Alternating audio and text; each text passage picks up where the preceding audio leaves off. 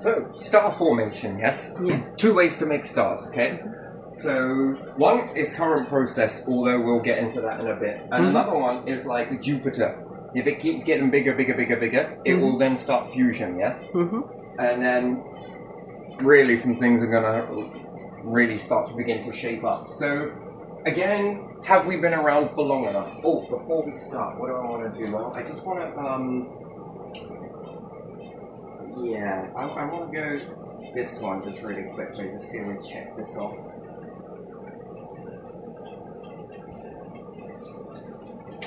See, we haven't been around long enough to understand it, that's the problem. So, in that, it means you're limited to a field of view. Yeah.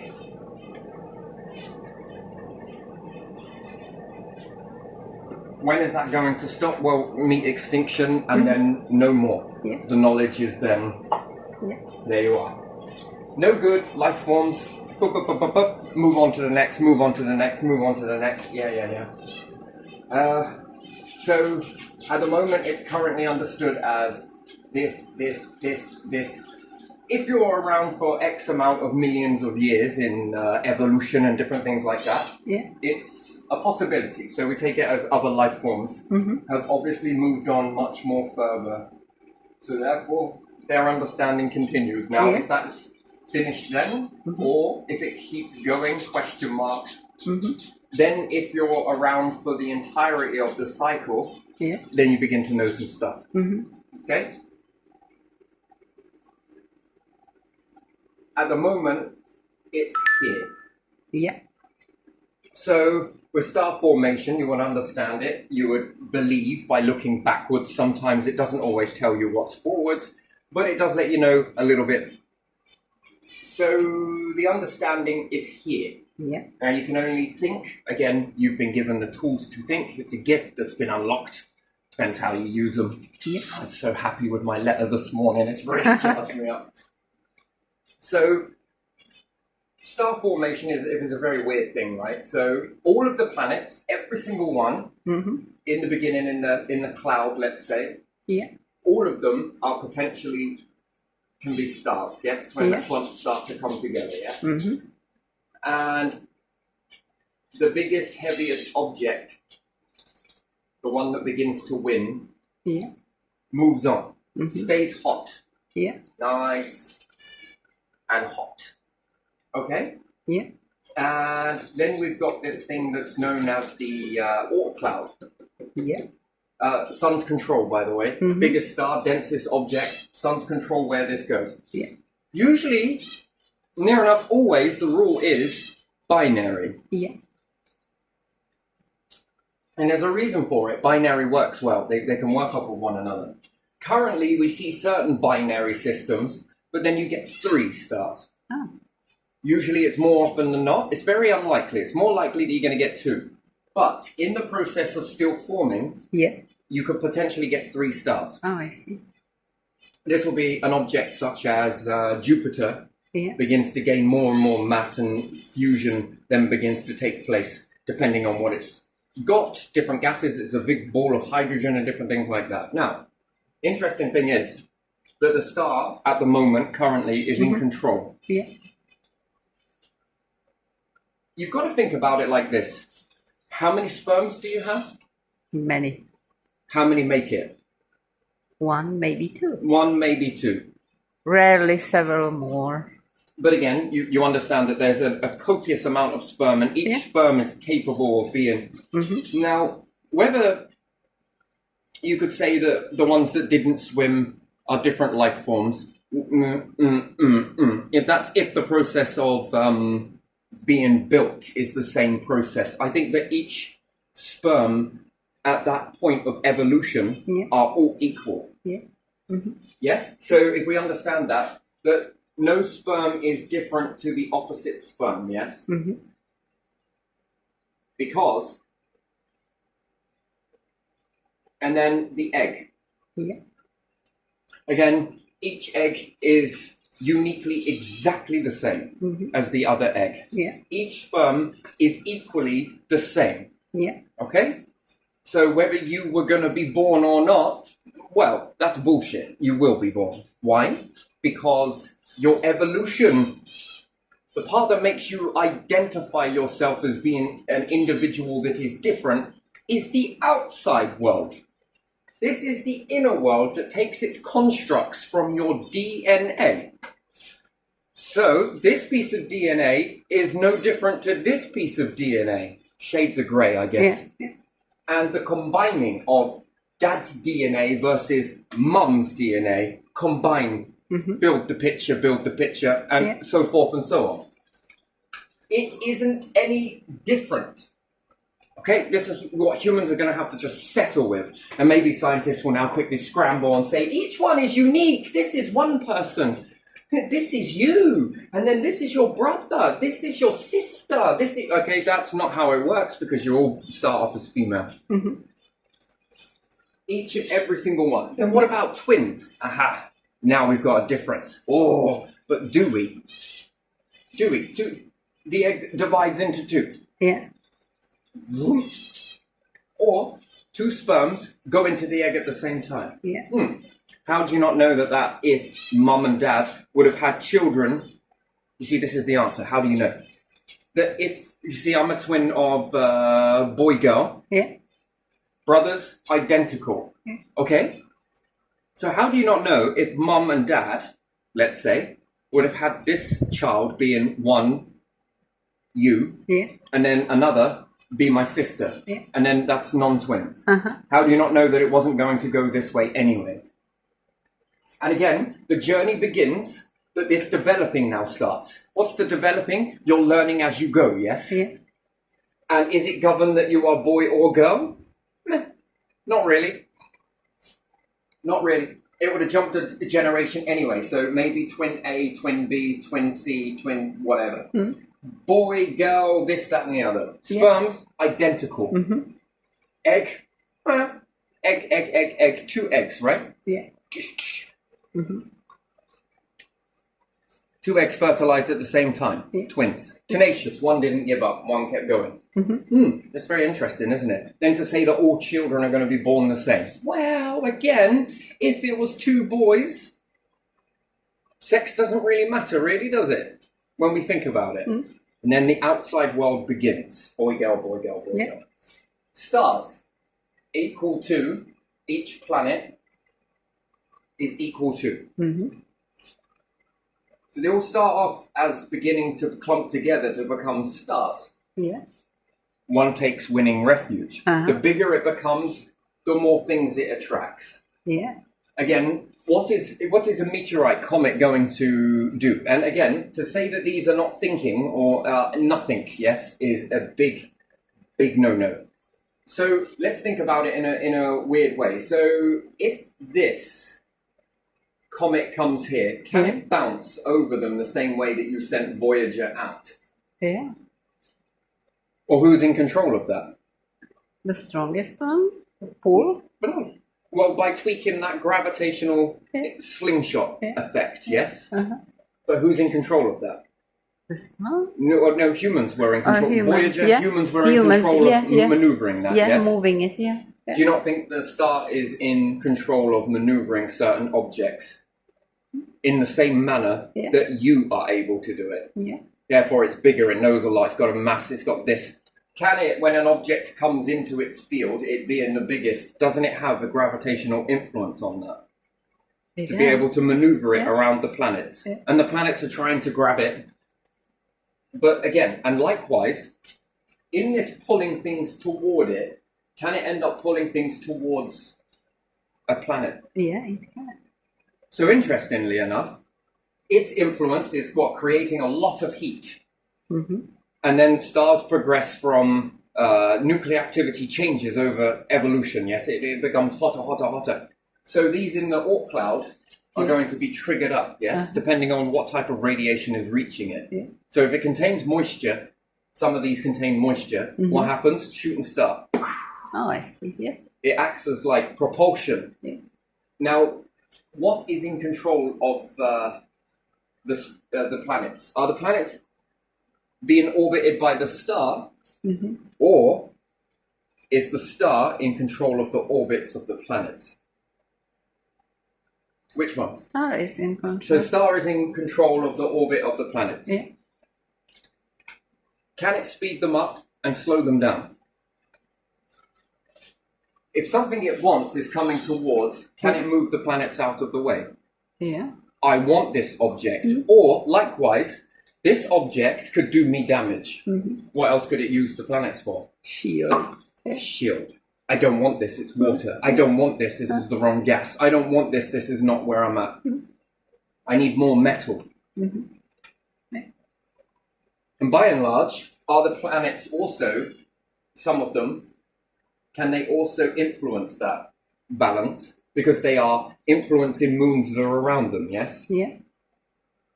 So is the star in control of the moons? I would say no. Is our star in control of Jupiter's moons? No, it's not. No. Jupiter is in control of that. Now, if Jupiter is in control of the moon and our planet is in control of the moon, Yeah. then its own moon, let's say, and some don't have any moons at all, so Shanae. Yeah. Can it use these moons? Because the orbits are never the same. They are always very different. Yeah. Yeah. Now, what is causing that difference? Because if it was all perfect circles, none of this would work. So Jupiter can maneuver a star to push it out, bring it closer. Yeah. You notice that all of the stars seem to have a planet that's rather close to it. We got Mercury that's really close to the star. Yeah, it is. Mercury is causing some shit to the star. Now, if the star expands and gets bigger, you could say that Mercury will be absorbed in its...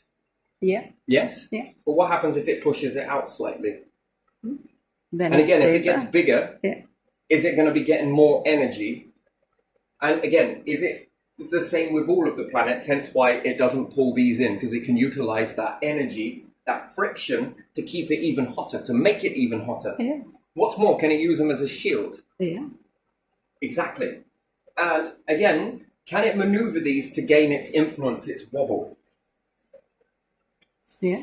So if I calculate that I'm going to send Jupiter on this orbit, I'm going to make Pluto have this orbit, Earth make this orbit, can this affect my wobble? Yeah.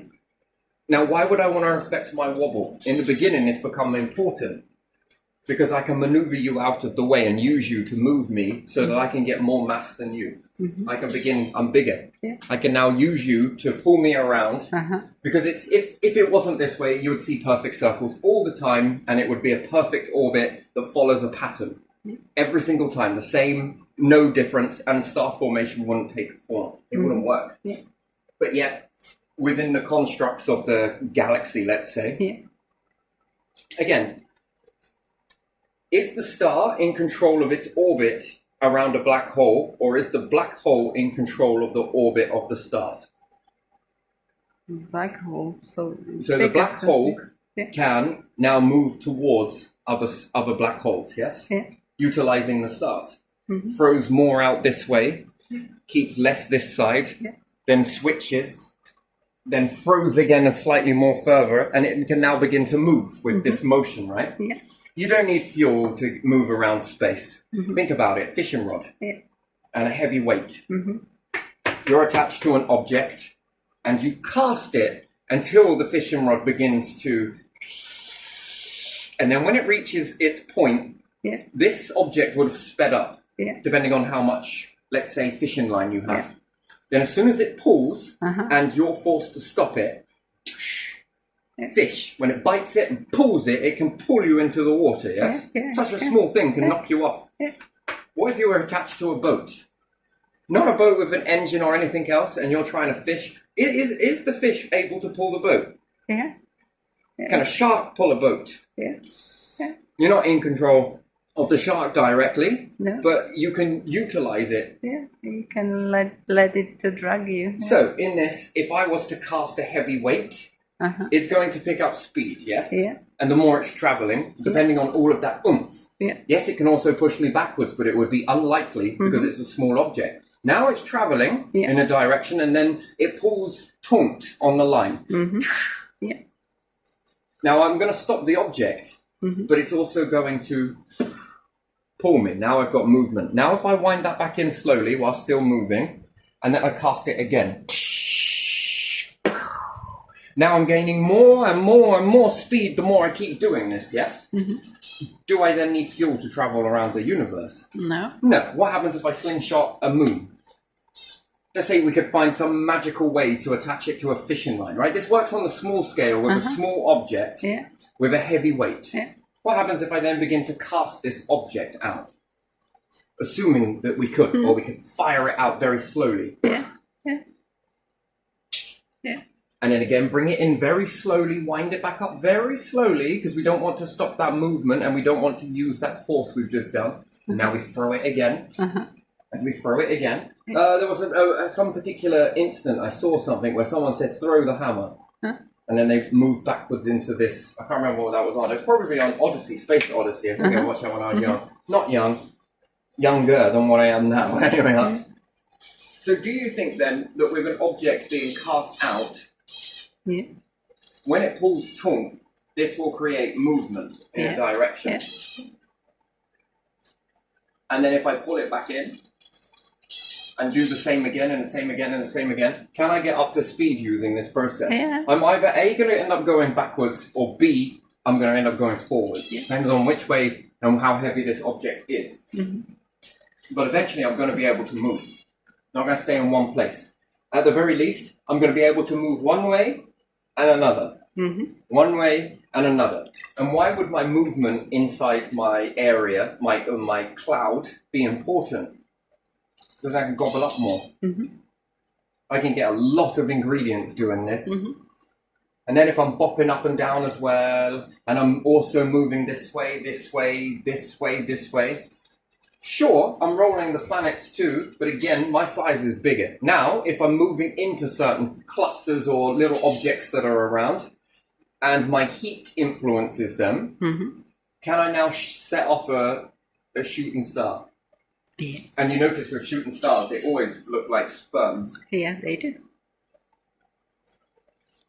So there it tells you that there is a direction, yes? And that means that you're traveling this way. If I can maneuver the planets out of the way, who's going to gobble that up? Oh, clearly the star. I want that object. That's mine. And then Jupiter might try and grab it using its moons. Move me this way, move me that way. And it's going to stay hot. They all would have started off hot in the beginning. Hence why the core and everything else is, most of it all falls towards the middle of the planet. If you want to say the middle, the center we could say is a better word. All of this moves. They don't get hot afterwards. They don't get hot because of the bombardment. They get hot because they're all lining up to become stars. This is how the planets are formed. Planets are failed stars. Failed planets are moons. Each one had the journey of becoming a star. Now, what's more with all of this sort of rigmarole and moving in different orbits, it isn't a perfect science. If you have two stars, they're going to be in competition with one another, and they're going to be slinging all sorts of the planets out the way. Because think about it, that's a big prize, right? I'll take a planet. But if I run out of planets, what else happens? I have no shield. Well, what could I utilize this shield for? One is movement. So if we find a star that doesn't have any planets at all, Would it have some debris or something? it's nigh on impossible. I think only in the beginning was this taken shape, and there again, even in the beginning, do you notice how strange the stars looked? They're quite egg-shaped, quite weird, egg yolk, I would say. And again, they didn't last all that long. They sort of whirled in this sort of weird and wonderful sort of way. Again, still capable of grabbing objects, but just not much. And then you're pulling in gas at a time, and it's not great. More denser objects, the more you've got to come back and come back and come back. Always seeding out. You see, the models are that they can't make the planets beyond Saturn go away. They don't fit in the structure. It's interesting. And again, moons that come closer to the planet, you'll notice that they have very large magnetic fields. Earth's position is wrong. It's incorrect. It shouldn't even be there. So you would say that Venus and Mars have composition that would say that these two formed in a position that was close to one another. They're mirror images of each other. Everyone says, Earth's twin, it's Venus. No, it's Mars. No, it's Venus. No. Earth's twin is Jupiter. The weather patterns, for sure. Plus the composition of both of these is very eerily similar. Plus the moons. Earth has got a few. It's not just got one, it's got quite a few. Again, what you classify as a moon depends on what you classify as a interesting, really, isn't it? Yeah. So, who knows what was going on between these two? Is it their magnetic fields? Is it that Mars accumulated a rogue planet? Because you've got to understand something here. If you take the debris between Mars and Jupiter, if you collected all of this debris plus Phobos and Deimos, this looks like a good Mars moon. But there again, with that weight, depending on what these objects contain, how heavy it is, would align for the alignment of the planets. Jupiter too close, no good. Yet we find stars with Jupiters that are closer, and then everyone's like, well, is there anything else smaller? Probably not. And then you will find that you've got a particular star here, and then you've got a Jupiter-sized monster orbiting nice and close.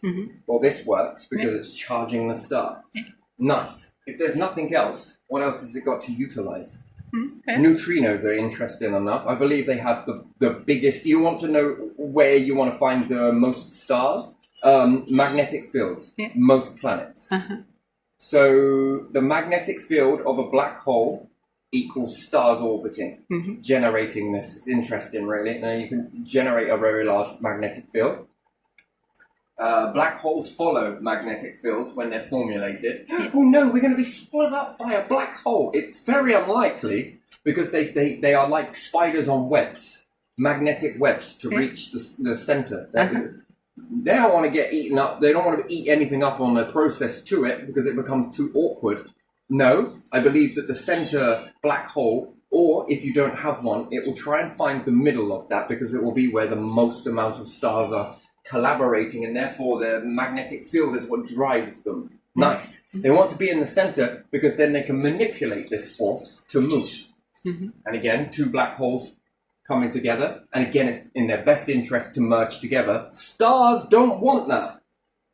Stars will stay in their clusters without black holes. They will be quite happy to be quite selfish in this particular, keep the planets at a distance. I don't want to merge with other stars. I don't want anything too close to me. One, it can steal things from me, and two, it can cause me instability and I can blow up from it, especially if you have two stars at different ages. One turns into a dwarf. It often than not, both of them end up interacting with one another, and if this one pops too soon, then this one will feel the wrath of that. That's just the way it is, unfortunately. That's how it is. So stars want their distance with one another, and they also want the distance from their planets because it can end them. Black holes? Nah. They want other black holes because they want to merge. They want to become bigger. They are selfless in that way, that they will begin to merge with one another. Because what does this do? It brings more debris closer to them of differences. So the black holes are learning how to defuse. If you stay in one particular area, you will only know what has been created in this part. If something else has been created here and you begin to gobble this up, you're going to be sitting there for a while trying to figure out how to defuse that. And timing this is in the balance, right? So stars of different areas, so you've got particular stars. Let's say galaxies. It would probably be easier to say galaxies. So let's draw them like this. So these particular galaxies, if they all stay far apart from one another, the cycle doesn't continue, right? So and then you get the big rip and all of that other shite, yes? So these particular galaxies staying in there with no black holes and different things like that, pretty much the universe will begin to stop. The whole thing stops. Introduce black holes into the simulation though. We'll say simulation because everybody loves that. And these can then begin to merge with this one. Why do they merge? Right, it's all because it's a fluke. It just happens because it does. No, it's so that it can become a cycle. One versus the other. Stars make black holes make stars. A little bit more so. Stars get the edge and it seems like they're going really far and fast and there's no black holes. Then they create more and more denser objects, gravity falls into one another. The more denser the object, the neutrino has many fucking planets orbit in it. And rather than exploding, it pushes. It's basically planets trying to save themselves, but it never works. They're creating the very force themselves.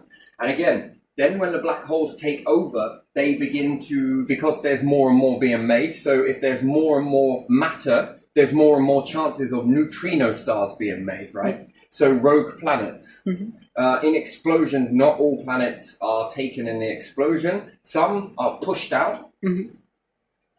Then you've got the star itself crystallizing, going from hot to cold. Have you ever noticed that when you tip something very hot into coldness, very cold, especially metals, they crystallize. They almost spike. And the more colder it is, the more of this sort of...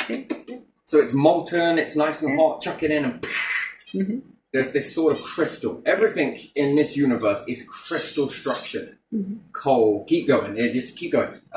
Even the sand, it's crystal. Whether how refined that is, still, rocks, crystals, everything is a crystal, yes? Now you get crystallization on a fast...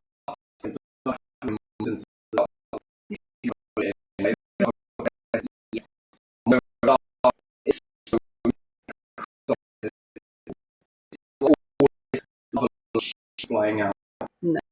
It cools down very quickly, and then it's jettisoned in multiple directions. This is mass. Gas to mass. And then, because of these more and more heavier objects, star formation gets a little bit more complex. There's more competing to become stars in the planet lineup because there's more debris, there's more this. Also, stars learn to get bigger. This is also true because there's more there to do so. Neutrino stars are interesting. There's so much there that there's also an awful amount of planets being developed, plus moons around these planets. There should be more than any other star system. And this is then what triggers off the black hole. More mass needs to be ordered. So when the star doesn't technically die, it transforms. And again, it will transform again and again and again. You would look at that as the gods or the universe sitting there thinking, I like this one. It can always go back, forth. So once it turns into a black hole, it's got to wait a process. All black holes then begin to come together, and then they begin to learn what the universe has been creating, what the stars have been creating, how dense they've been, how they've been churning this stuff up. And then what it does is bit by bit, as it takes this in per galaxy, and then they merge with each other, the black holes, they're sharing information with one another. I've learned all of this stuff. If I share this with you, you learn all of this stuff too. Now, when we begin to gobble this stuff up, the chances of them finding another one with this information, and they share the information and share the information until there's the last black hole. The last black hole, or even the empty space, by the way, is also, it's feeding them. They are pulling in this empty space. The universe is technically not expanding. It appears to be expanding due to perspective. But all of this, the bigger the black hole, the more even this empty space is being sucked in. You think of it as a whirlpool and a liquid. And someone's just pulled a plug in the bath and it all... Until you've got the last black hole and process starts again. And then again. Over and over and over again. So again, star understands to make black hole, meaning make black hole means make star again in a cycle. Do you see how this, it's hard to understand it, right? So in the beginning, you get a lot of plus. Towards the end, you get minus, but minus then becomes back into a plus.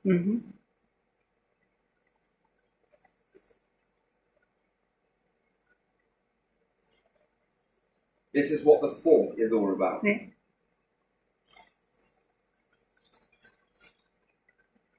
Binary system. You are in it. You are in a binary system, like it or not. And then you go this way or this way, but you can also then go this way or this way. And you can also go this way or this way, or this way and this way. Yeah. Do you see, if I kept going with this, I would then begin to build a flower. Yeah. It's encoded into absolutely everything, like it or lump it.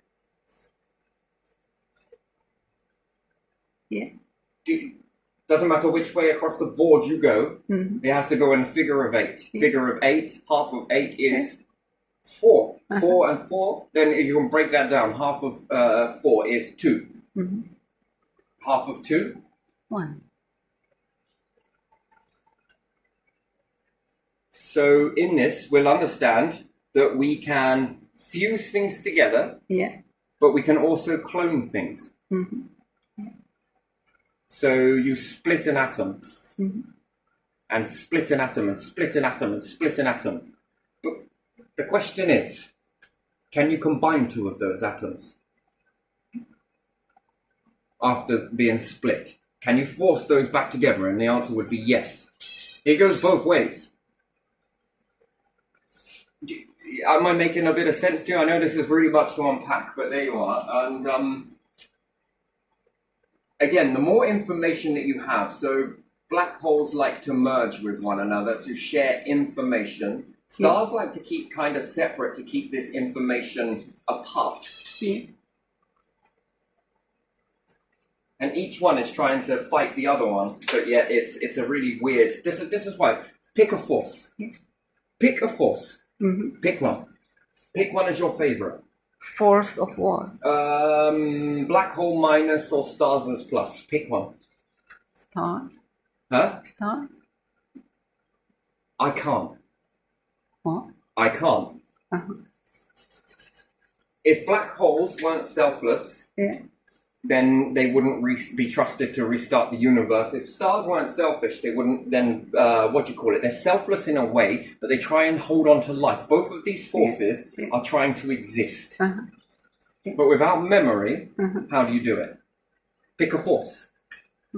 To pick one ruins both sides, yes? And therefore ruins the whole existence. So you need both. You need both. Okay. So, if you were to say to any vessel that's rose up in this, pick one. And they'll be like, oh, I'm on this side. Oh, no, I'm on this side. You can't. And that's where vessels that are one-minded or one-minded, you are no good. You have to be both. Because you have to understand the principle of both.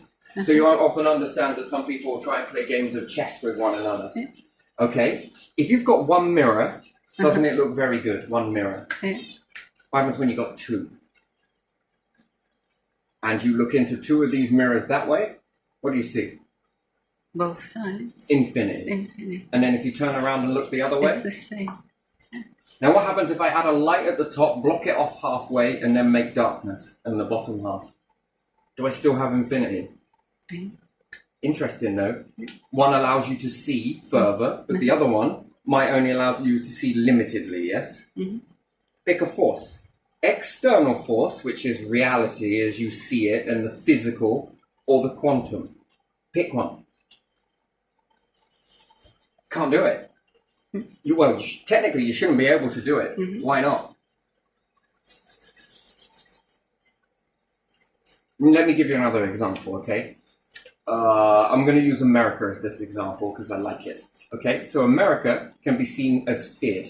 Can it? It can be feared by a lot of nations, yes? Yeah. But also, America can also be seen as liberating. Yeah. This is a duality force. Can it liberate people? Has it liberated people? Yes, it has. From bondage and different things like that, and given over CCD chips, that would be looked at as liberating? Yeah. Has it destroyed a lot of things? Yeah. Okay, so that can be seen as destruction. Do you see how it's a duality, one in one? Pick a force. Pick one or the other. You can't. You can't. You have to pick it as the whole of America, yes? Yeah. Isn't that how you... Yeah. It's the whole thing. Pick black holes or pick stars. Which one? As you said, you can't. So If you there's pick no- one Yeah. over the other, Yeah. then what you're saying is you should never exist. And neither should any of this construct, and it should never continue on. Do you see that Yeah. it looks destructive, but actually the overall pinwheel is creation, but constant creation, over and over and over and over and over and over and over and over and over. Now, in that creation, it can vary in many different ways. It will always follow the same path, a bit like orbits of moons are not exactly perfect circles. The planets aren't exactly perfect circles around the star. The star isn't actually sitting in one place all of the time. They won't work. It's moving. It's got freedom. Yeah. Within a reason. Again, as it's moving this way, and other stars sort of are a bit like, yeah, you know what, I might do this. Yeah, that's a fucking good idea. Oh, cool, cool. Woo, wee. And the black holes are like, yeah, go on, my little children, gobble this stuff up. There ain't no need in eating you just yet. While it's eating these different liquids as well, would be the stuff you can't see, by the way. You can't see it. It is there, but you just cannot see it. Atmosphere, it's here. Can you see it? No. No, if you could see it, what would be the point in having eyes? Yeah. So the invisible inside the visible. Can you see these objects? Yeah. What allows you to see these objects? The space around you. Space by not seeing what is around you. Yeah. If you could see everything around you, would you be able to see this? Probably not. You would see molecules of the air, and it's probably dense. And So whereas it seems like such a bad thing that you would be like why is in this- fog, wouldn't you? Yes, you would. Yeah, It would be like a very dense fog. Yeah, it would be that. But more of a fog than that, because it would be so... You'd have to be like really up close. What would be the point in eyes? And then how much light would you need? Yeah. It'd be very dark. If you could see all of this, it would block out the light. Yeah. Think about it. And then ask yourself another question. Are you truly seeing the star? Don't know. Well, it depends what else is around, really, doesn't it? Yeah. Interesting, isn't it? You can shade a star, though, can't you? Yeah. Yeah? So then you know how to cool down your planet. Could you heat it up? Well, you can concentrate sunlight. It's sand. Technically, it's glass. But again, fracture glass. Do you think the sun is spitting out little pieces of glass? Don't need this stuff. And the planets are being coated in this little dust, which then pulls out more heat, which could heat up the Oort cloud to then trigger off more materials to come in. Yeah. More comets. Again, these will be very fine particles. You could say that then they're rocks, they're this, they're that. But you can concentrate sunlight though, can't you? Yeah. You can also then, you're saying, is you can concentrate radiation. Yeah. So nukes, don't they work under the assumption that there is sand in an awful lot of stuff? Cement, sand. Yeah. Roof tiles, sand. Bricks, sand. Paths, sand. Even in roads, there are all those little sparkly bits, more sand. Yeah. Sand underneath buildings as well. Are you concentrating this stuff? Beaches, sand. Ocean water covers most of this sand. Doesn't sand get very hot compared to most other things? Oh, but it's really nice to walk on the beach, you know? Well, not always. Sometimes it's too much, isn't it? Sand. Yeah. Interesting stuff, isn't it? Soil. What do plants know that you don't? What have plants been copiously doing over and over and over?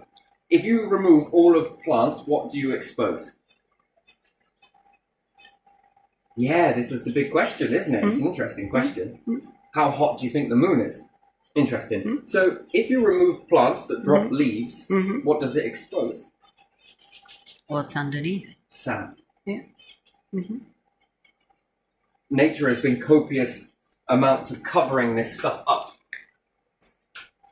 Cooling down the surface. Cooling the... I wonder why it would be cooling down the surface. That's a very interesting thing, really, isn't it? For the roots, not to be too hot. Because roots dry. Yeah. So it knows something that perhaps you don't. Yeah. And then what happens when you chop it all down? What do you then? What does the soil then almost seem to? Soil Soil gets very erodes, light. yeah. It blows off, and then what ends up covering that? And then you have dust, Dust, which then which is after kind of time, sand, yeah. becomes more and more and more and more. It wears away, and then Yeah. you've got sand. Yeah, yeah. Earth is a sand. What is on Mars? Sand. Sand. What happens if you take nature there? What do you think it will begin doing? Dropping leaves on all of this.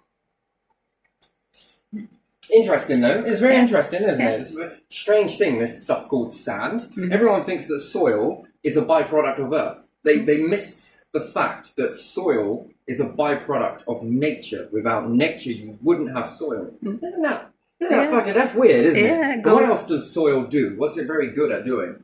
Holding on to moisture. Yeah, What is sand not capable of doing? holding on Holding moisture. Yeah. Have you noticed that nature is nearly everywhere apart from close to oceans? Yeah, and if you chop down nature on some hills, then they tend to erode, and you have landslides as well, don't you? Do you think that nature pulling moisture through and soil getting closer and closer to oceans and oceans seeping through, Yeah. this drawing creates a wick process Uh-huh. and it knocks the salt out of the water? Yeah. Do you ever think that? And then it's basically you could, if I could suck salt water through all of the medium, which would be the different sands and rocks and everything else, and I can keep pulling it until it kept coming. Let's just say I Yeah, could you do would this. filter it and it would not be salty You anymore. would begin to knock out the salts, Yeah, yes? yeah, the crystals would stay somewhere in the rocks. So you knock out a certain type of mineral, Yeah, which would be salt is a mineral, I believe, yeah, it and is. you begin to fill it up with things. Yeah. Bit more tempered. Huh? And then your roots can, I can drink this, nice. Now I can sweat this, brilliant. Yeah. Now can I create rainfall? Mm-hmm. So do you reckon if things continue the way they are, without sun, let's just say, would you have any fresh water? Yeah, Would you have as much fresh water there without nature? no, Or would we just be like Europa? yeah, like you. Because it seems that most water is very highly salty, right? Mm-hmm. No matter where you go, on a planet, different. Ooh, hang on a minute. Moon, I should say. Yeah. Why is that so salty? It's a question. No one's asking that question. Why is that salty? Have you ever tasted burning? Burning. Anything burnt?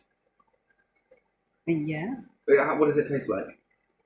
kind of bittery. Salty. Salty. You never notice that anything that's been burnt is incredibly salty.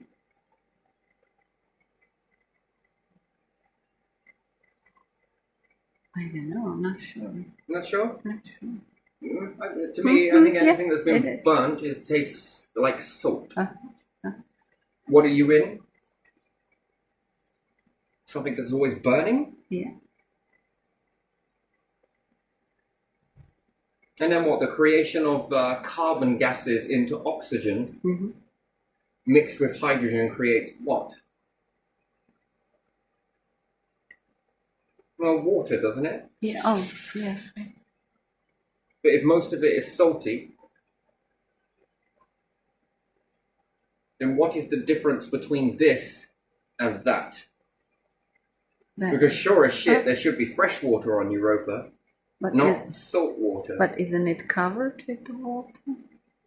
Then there is no process that could filter it because it's on the surface everywhere. I don't So know. has anywhere, when you've looked across this whole entire solar system then, contain any fresh water? Or is it always salty water?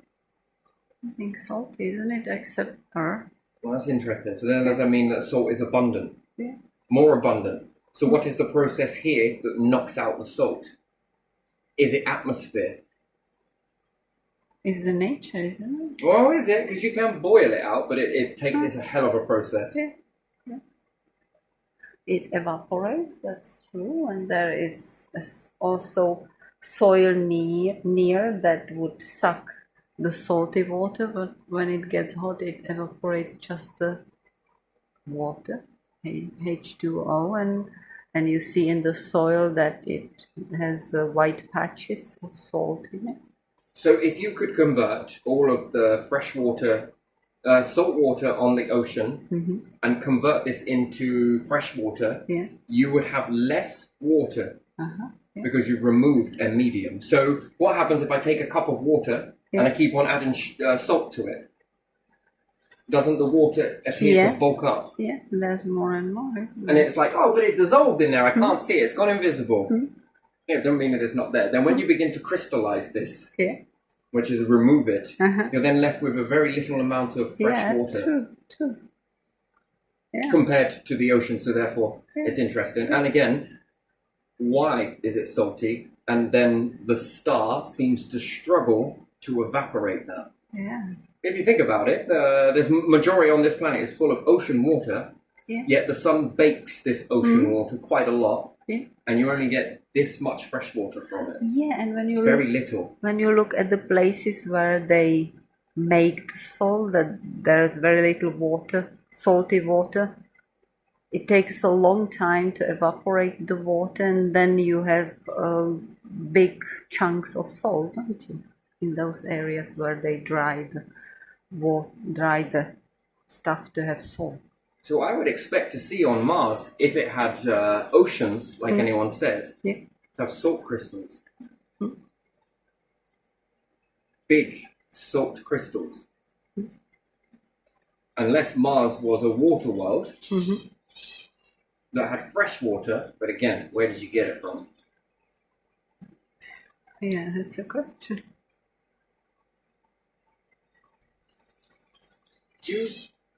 Yeah. And then Europa is full of salt. Yeah. So Europa could end up being like Titan Yeah.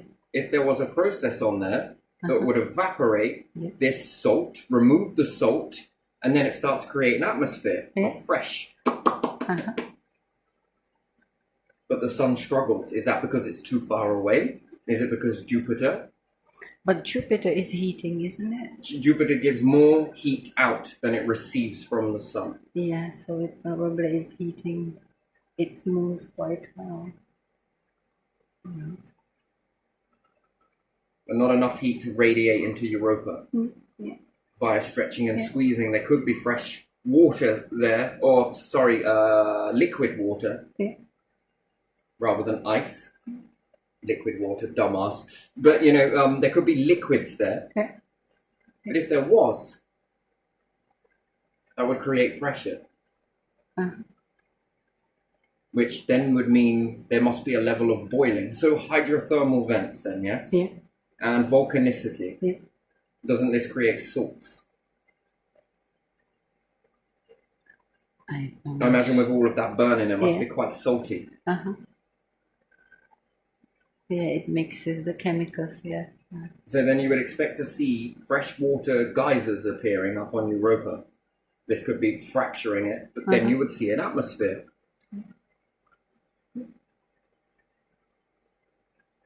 It's just too cold there, isn't it?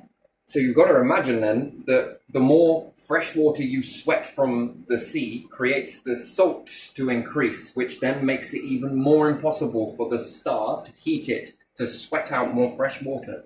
So there must be another process happening. And then we see the destruction of nature, and then we're seeing a lessening of water, and it seems to be very sporadic throughout the... So the more fresh water you extract from salt water, Yeah. then there should be more salt crystals left behind. Or if you could remove it, humans have an advantage. They could remove more of this, and then they could contain the salt. But if you were to put it back into the ocean, wouldn't this stop the ocean from sweating it? Because salt water, the more salt you have, therefore, the less liquid that you have, the more saltier it should become, right? Interesting. So then the Dead Sea, is it? Yeah. Yeah, Dead Sea is lifeless, isn't it? Because it's so concentrated. So if that is so concentrated in salt, Yeah. the sea would be more prone to evaporate than the Dead Sea. The Dead Sea would be the last volume of water left on the planet if all the salt water began to...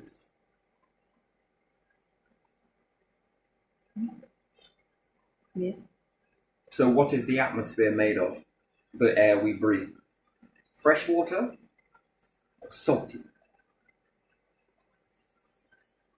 And then is atmosphere responsible from fresh, which it must be because we have an atmosphere, but Europa has water and perhaps geysers as well from the stretching and squeezing. Europa should then have an atmosphere, but it doesn't.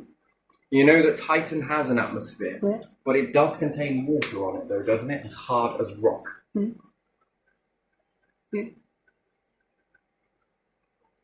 You see, the process doesn't make any sense. Do you not get that it doesn't? So then you could speculate then that in your own backyard that's full of salt water is harder to evaporate. Yeah. So what could you say for the rest of the universe? You're going to come across a lot of salt water. Yeah. And therefore, fresh water is more precious then. Yes, it is. Than gold or silver, platinum or diamonds. What? And then you would think that how we are dirtying it up. This precious, we flush fresh water in with our toilets. Not salt water. That's very interesting to me. It is one of the most precious life, but we take it for granted. Yeah, we do. And we pollute it. Yeah. We pollute the rivers and the ponds and the pits and we do streams, everything. Are you less likely to get bacteria in salt water than you are fresh water? How did you preserve meat? With salt. With salt. Yeah. With a lot of salt. A lot of salt. Yeah. And our infrastructure here is to flush away many, many litres of fresh water.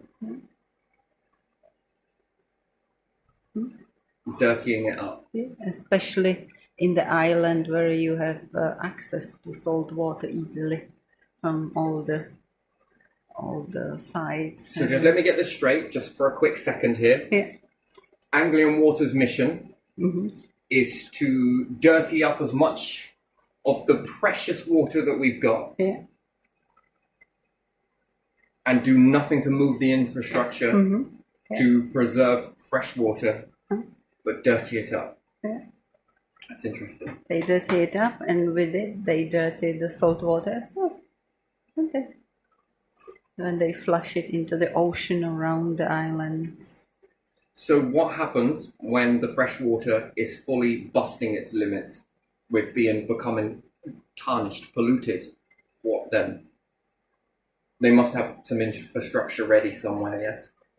This is why it should never belong to CEOs. Yeah.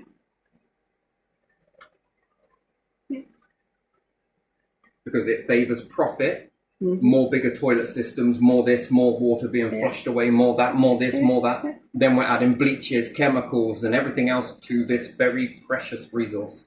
Yeah. To the point where it will become so dirty that we'll begin raining pollution. And then what? We'll just throw this in the rivers. Yeah. That's what's happening in many places, not just in this country. Yeah. So one of the most precious resources. But then we should maybe have a look at the countries that are in a desert. They probably don't do that. They have the deep wells, and if they have some sources, some river or something, they take good care of it, because otherwise all they have is desert. Then we throw salts on the roads to stop slipping. Yeah. This then gets into the rivers, making things more saltier, making it more difficult to... In the past, it was ashes, wasn't it? Not salt. It's easier to boil fresh water. It's a lot more difficult to do this with ocean water. It's difficult. And then, even when you do extract it, you're left with even less because you've removed a volume from it. Yeah. Stones help you see it because it stops it from becoming invisible. Yeah. So if you imagine it's got this much tonnage worth of salt, add it to a tank of water and take bricks that don't dissolve and just add those into it and watch the level rise. Yeah. or look into the caves in the inland that are now thousands years full of salt. So it's being extracted from there. It was once full of water. But if you look at it, now the holes are filled with salt. So yes, but do you think that with changing landmass and it lifts up a load of salt Yeah. water and it traps it in a cave, yeah, it has to travel outwards through the rocks yeah, to make it back to the sea, yes, Yeah. to find its level. yeah, And in doing so, traveling through this medium, it bumps out the salt, which Yeah. is what makes the salt crystal caves. yeah, Yeah, another way to do it. yeah, But again, the water is getting less. It starts off as a large volume, and because the crystals have, again, it's filling up with other nutrients, we could say, and other minerals. So if you put more minerals in tap water, you're bulking the water. yeah. But then what is the process of that when you drink it? You're